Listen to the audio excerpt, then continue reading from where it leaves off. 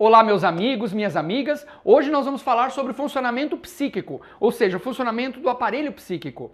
Dentro da psicologia jurídica, esse é um dos temas de extrema importância para os operadores do direito. É importante que nós tenhamos uma compreensão do funcionamento do aparelho psíquico. E para isso nós vamos recorrer ao Freud. Noções do funcionamento do aparelho psíquico, ou funcionamento psíquico. Uma das formas como a psicologia ela entende o funcionamento, descreve o funcionamento mental, é através do conceito do aparelho psíquico. Especificamente da psicologia psicanalítica, que foi trazido pelo seu fundador, Freud, Sigmund Freud. Noções básicas aí do funcionamento do aparelho psíquico. Primeiro nós vamos abordar então a primeira tópica, que fala do consciente, do pré-consciente e do inconsciente. O Freud aí dizia que o inconsciente, ele fazia um paralelo com um iceberg, como aquela pontinha do iceberg é o consciente. Nós temos o pré-consciente, que tem informações e faz a interface entre o consciente e o inconsciente. Já o inconsciente é aquela parte enorme do iceberg que está encoberta pelo oceano, que está no fundo do oceano. Então, nós temos o consciente, né, no paralelo que Freud faz com o iceberg. O consciente é a pontinha do iceberg. Nós temos ali o pré-consciente, onde temos informações tanto do consciente e do inconsciente disponíveis ali, e onde há uma interface entre consciente e inconsciente, ok? A concepção do aparelho psíquico, nós temos esses três pontos, né? Esses três conceitos. Inconsciente, consciente e pré-consciente. Na ordem do iceberg seria consciente, pré-consciente e inconsciente. O inconsciente, metaforicamente, é um enorme depósito escuro onde se encontram os instintos, padrões hereditários de comportamento animal, típico de cada espécie. As pulsões são necessidades biológicas com representação psicológica. E onde são guardados os conteúdos mentais mais censurados, né? Os conteúdos mentais censurados. Já isso o inconsciente, que é a parte de baixo do iceberg, né? Na representação do iceberg. O consciente, que é o topo, a ponta do iceberg ali, que fica para fora do mar, ele é concebido como um órgão sensorial localizado no limite entre os mundos interno e o mundo externo, cuja função é recepcionar as informações provenientes dos dois mundos. O pré-consciente já é ligado ao inconsciente e o consciente. Seria aquela interface entre o consciente, topo do iceberg, e a parte inferior, que é o inconsciente. O pré-consciente funciona como um arquivo, com as informações que podem ser acessadas com relativamente facilidade. Elas ficam ali disponíveis e como mediador entre o inconsciente e o consciente, que autoriza a passagem de conteúdo inconsciente de forma disfarçada, ok? A concepção do aparelho psíquico tem essa ideia de um iceberg, né? A pontinha do iceberg como sendo consciente, novamente, uma interface entre o consciente e o inconsciente, a parte inferior do iceberg. E agora a gente vai falar da segunda tópica, que é a concepção do aparelho psíquico já na perspectiva do id, do ego e do superego. Então é isso que nós vamos abordar agora. As noções noções sobre esse aparelho psíquico, sobre o ponto de vista da segunda tópica, vamos abordar então o id. O que seria o id? O id ele é a parte mais impulsiva, a parte mais animal. É a totalidade do aparelho psíquico de um recém-nascido, por exemplo, a porção herdada se restringe ao id. Então o id é essa totalidade do aparelho psíquico de um recém-nascido. Seria apenas o id. Ainda vai desenvolver os outros aparelhos, né? Vai desenvolver ainda o ego, o superego. Ele é regido, o id, pelo princípio do prazer, ou seja, ele deseja uma gratificação imediata e não tolera a frustração ou desprazer. Ele quer o prazer, ele quer a gratificação.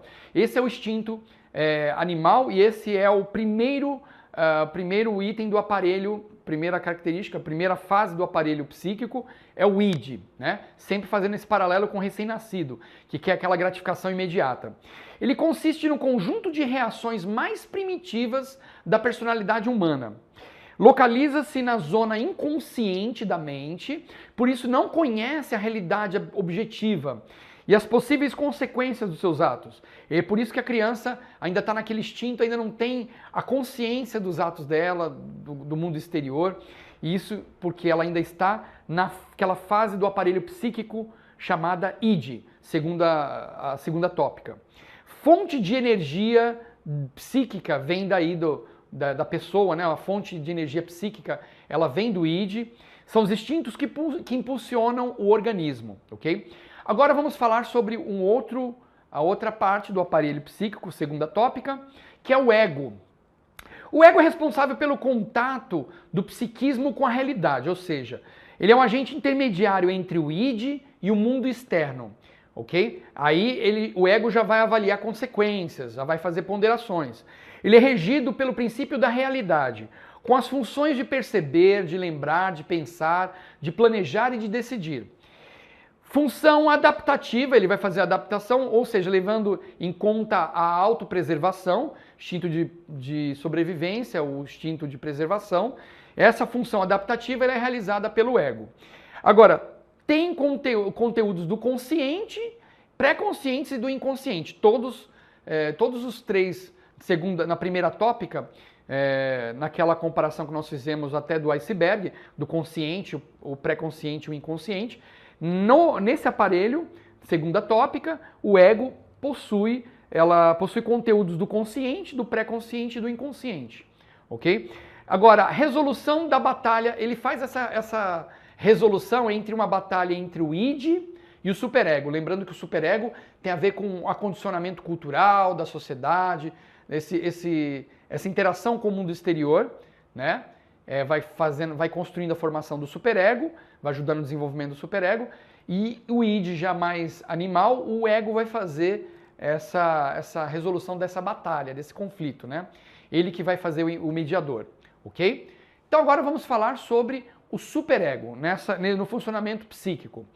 O superego, ele é a expressão da interiorização das normas, dos valores sociais que foram sendo ensinados à criança, que ela foi experienciando ao longo do desenvolvimento.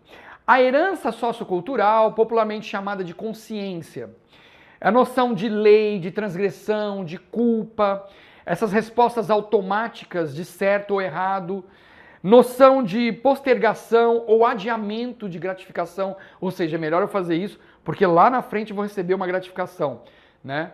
Então aí já é uma coisa mais racional. Então o superego ele já ensina essa coisa da gratificação postergada, né? Sua principal função é inibir os impulsos do id, ou seja, quase que um oposto do id, por meio dos sentimentos de remorso e de culpa. Seu desenvolvimento se dá por volta dos 3 anos de idade até os 5, ok? Nós vamos falar mais detalhadamente sobre o desenvolvimento de cada um dessas fases do aparelho psíquico.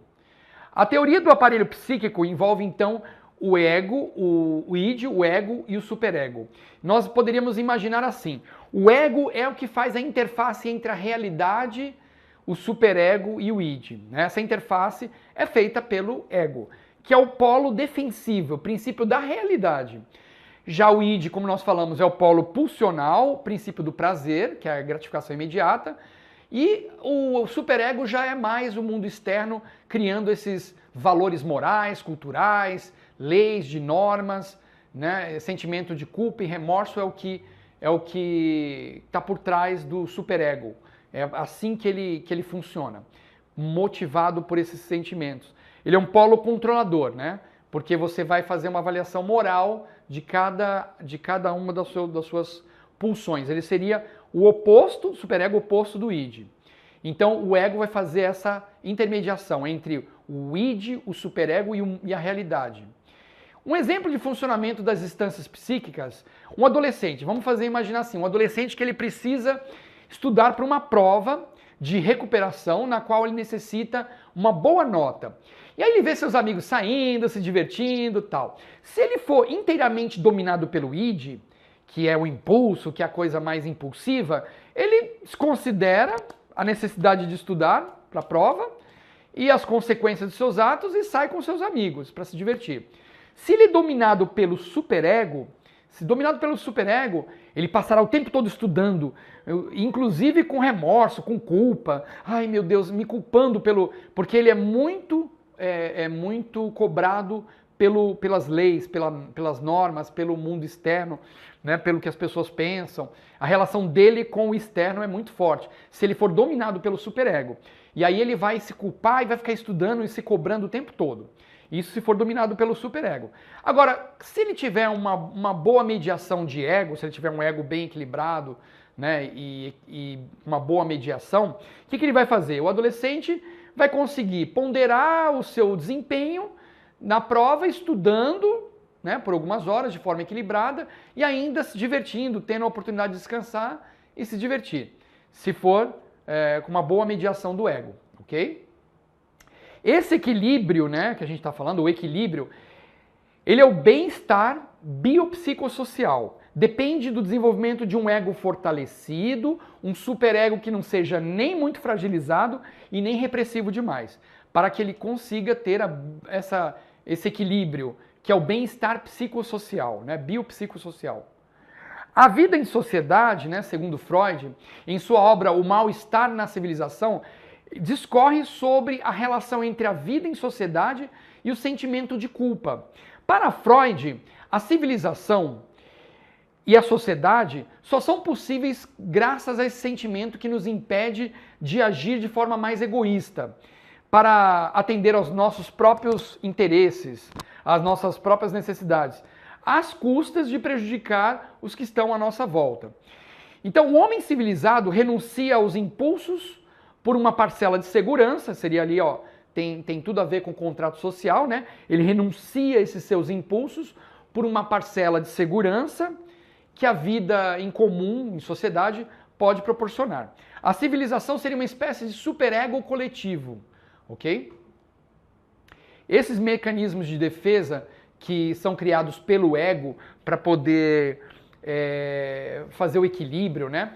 Fazer uma mediação, muitas vezes são criados mecanismos de defesa. Na próxima aula, nós vamos estudar esses mecanismos de defesa que o ego cria como uma forma de aliviar o estado de tensão psíquica entre o id e o superego. Então, o ego acaba criando esses mecanismos de defesa para aliviar essa tensão, esse estado de tensão psíquica entre o id e o superego. O superego controlador e o id impulsivo. E as fortes pressões que a realidade externa cria sobre o indivíduo. O ego utiliza-se desses mecanismos. Isso será o nosso tema da próxima aula, ok? Espero que vocês tenham gostado dessa aula e bons estudos e uma excelente prova. Te vejo na próxima aula. Tchau, tchau.